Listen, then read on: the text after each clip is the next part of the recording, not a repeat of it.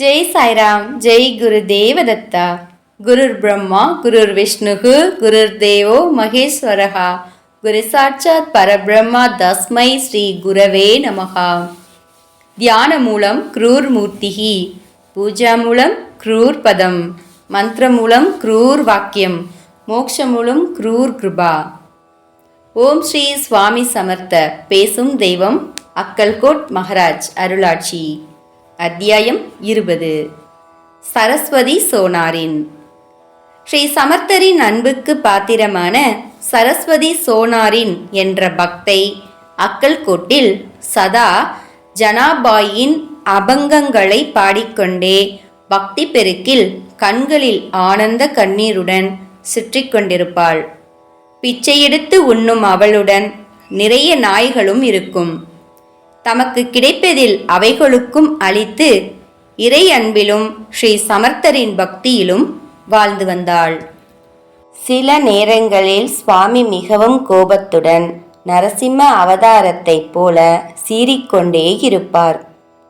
அந்த சமயங்களில் எல்லாம் அடியவர்கள் இந்த சரஸ்வதி அம்மனையும் மன்யாபா என்ற பக்தரையும் தேடி பிடித்து சுவாமிகளிடம் அழைத்து வருவார்கள்.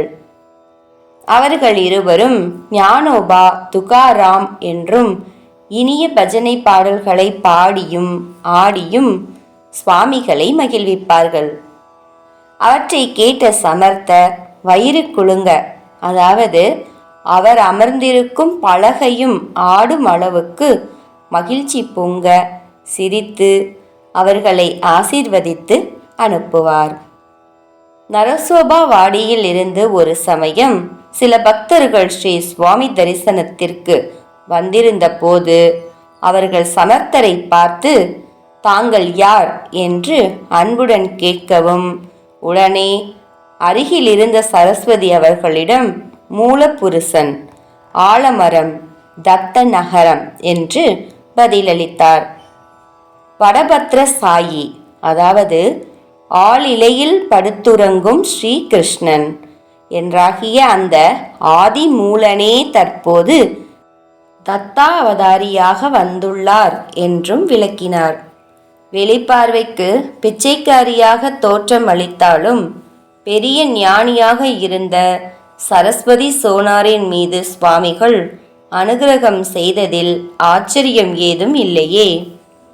குரு கடாட்சம் பரிபூரணம்.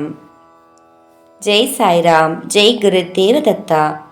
அனந்த கோடி பிரம்மாண்ட நாயக ராஜாதிராஜ யோகிராஜ பரபிரம்ம ஸ்ரீ சுவாமி சமர்த்த மகராஜ் கி ஜெய்.